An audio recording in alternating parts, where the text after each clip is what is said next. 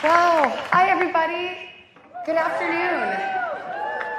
What an incredible moment we are in right now for me to be here among you on this gorgeous spring day, on this jaw-droppingly beautiful campus that you have probably been to, what, once in 3 years? Thank you, Dean Traynor. Thank you, President DeGioia. Thank you, Paul, for that introduction. Thank you for the invitation to be here, for the great privilege of receiving an honorary degree. It's kind of amazing. I mean, it still has that new degree smell. And it's a lot cheaper than the one I got the first time I came here. Thank you most of all, I want to say to you, graduates, for the honor of speaking to you today. And let's cut right to the big applause line. Congratulations to the class of 2023.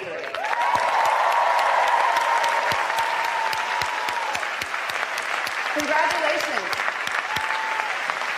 Guys, law school is over. It is over. It cannot hurt you anymore. I'm just kidding, of course. Some of my most treasured memories and dearest friends, several are sitting right here in the front row. Some of my deepest self-discoveries, profoundest challenges, and greatest successes happened because of the 3 years I spent here at Georgetown Law. I had not set foot here in 21 years.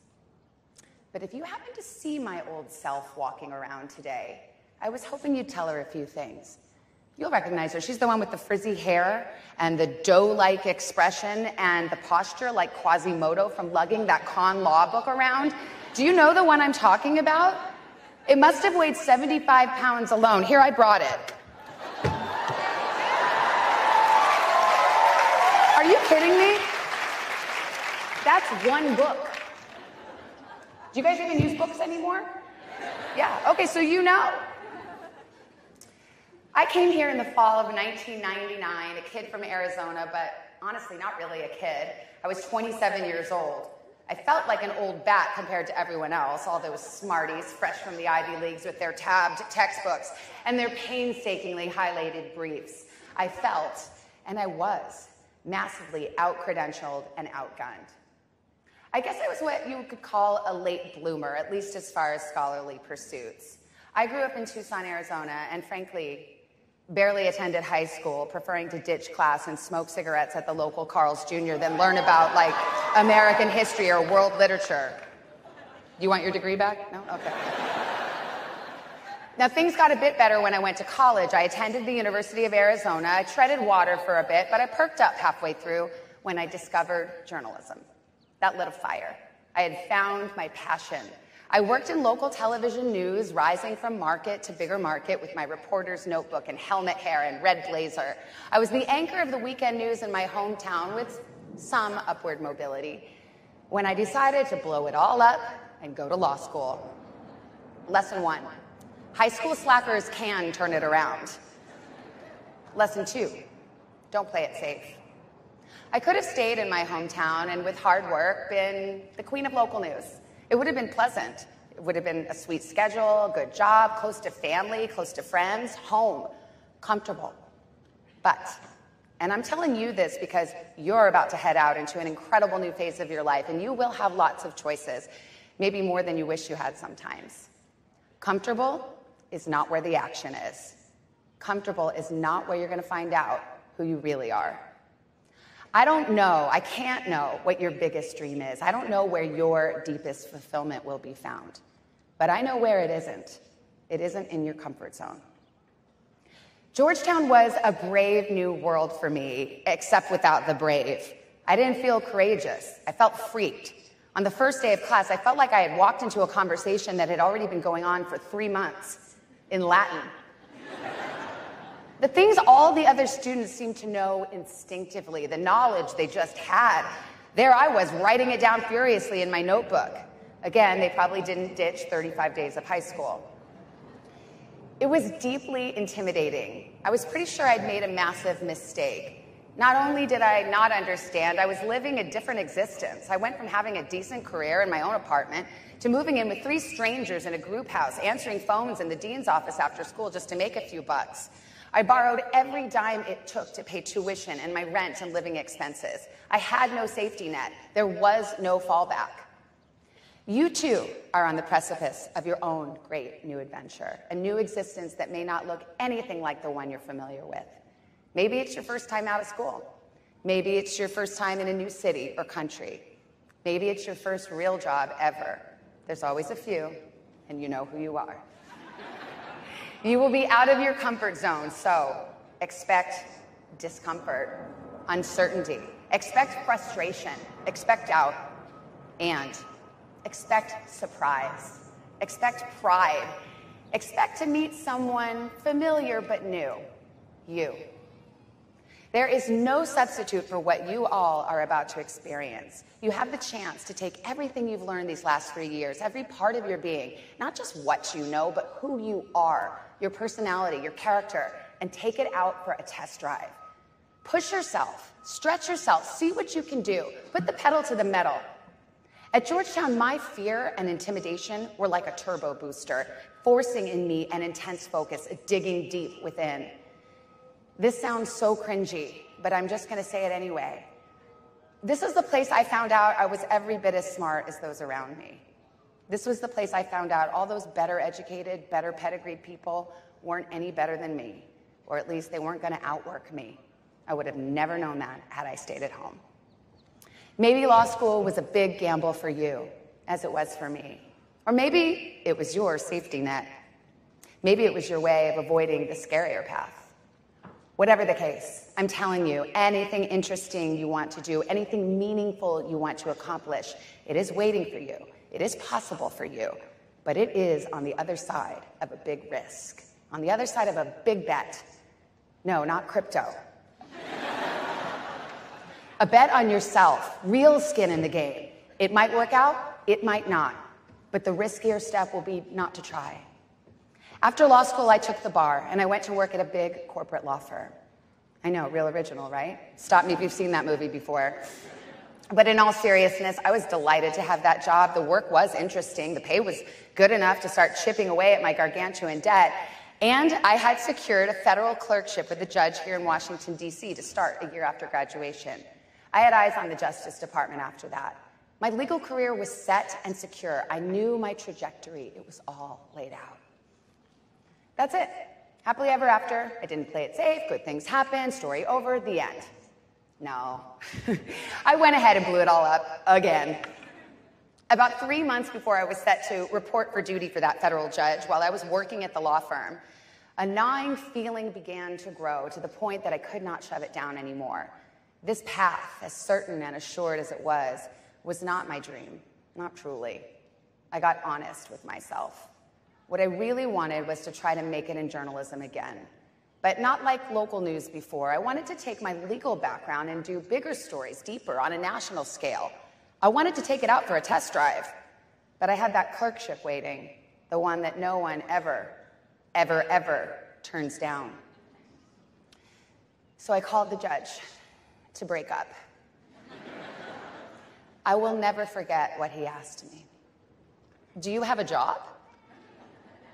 No, I told him. Do you have any prospects, any leads? I shook my head. No. Okay, he said, baffled at this lunatic in his office, probably wondering what he had ever seen in me in the first place. But he graciously tried to salvage it and counsel me. I understand what you're saying, he said, but why don't you just come work for me for a year? It will only enhance your opportunities, and then you can go chase your dreams. It was just me and him, sitting on his couch in his chambers. Awkward. Moment of truth. I looked at him and I said, I know that you're right, and everything you say makes perfect sense. But I also know myself, and I know that if I don't do this right now, I will never have the guts again. He sighed, smiled, wished me luck, and walked me to the door.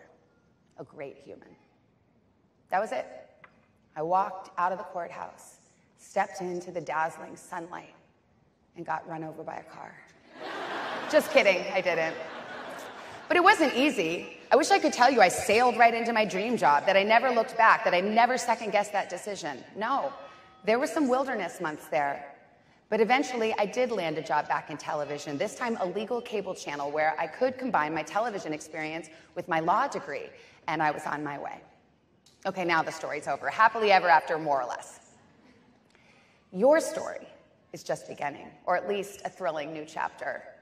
What a surpassing joy it is to stand here with you and root for you, beckoning you into your great future.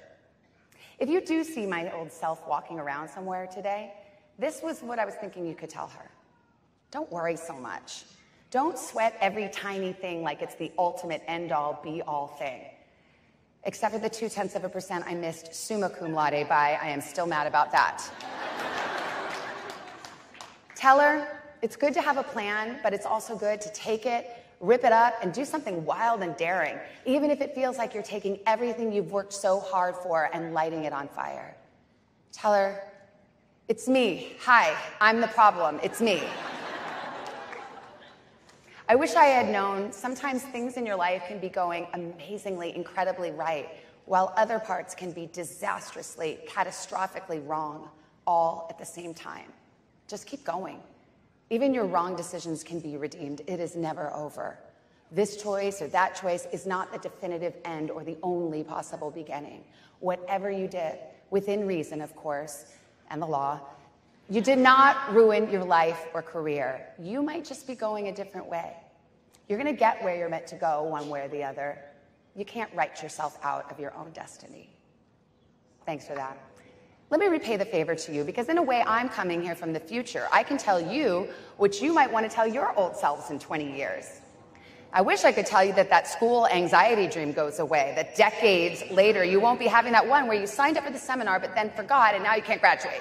Or the one where the professor calls on you and your teeth fall out. Or he calls on you and you answer brilliantly but then you look down and you're not wearing any pants. Wish I could tell you that the bar exam is not in 60 days. I know, bummer! What I can tell you is that we need you in the future. We need your rigor, the creativity of your intellect. We need your thoughtfulness and precision. We need your fairness. We need your sincerity. We need your passion. We need your heart for the outsider. We need your fire for justice. We need your stamina. We need your nimble minds, your ability to make the counter-argument, to set yourself inside a position you disagree with and argue it from the other side. We need your courage to self-interrogate, to ask yourself the hard questions. Am I being fair? What biases and preconceived notions am I bringing here? Am I being generous in my understanding of the other person? Am I listening? Am I listening in order to learn? These qualities are vanishingly rare. Maybe it's naive to think you're going to be doing this in some piece of complex commercial litigation at a big law firm, but it works for real life. And speaking of, take care of your heart and your spirit as well as you take care of your mind and your career. I don't know if you can believe in God, but believe in something greater and higher and beyond yourself. I truly believe we humans are built for hope and faith and deep purpose. I'm so proud of you, graduates. I'm truly honored to be here. Because I was here once, I know exactly what it took for you to get to this moment. I'm looking at every single one of you and marveling, and I am cheering you on into your brave, wild, and wonderful future. Congratulations. That was beautiful. Beautiful.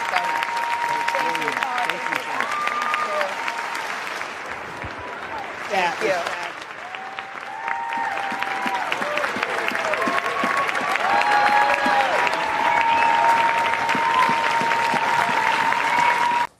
Hey, thanks for watching. Don't miss the Today Show every weekday at 11 a.m. Eastern, 8 Pacific on our streaming channel, Today All Day.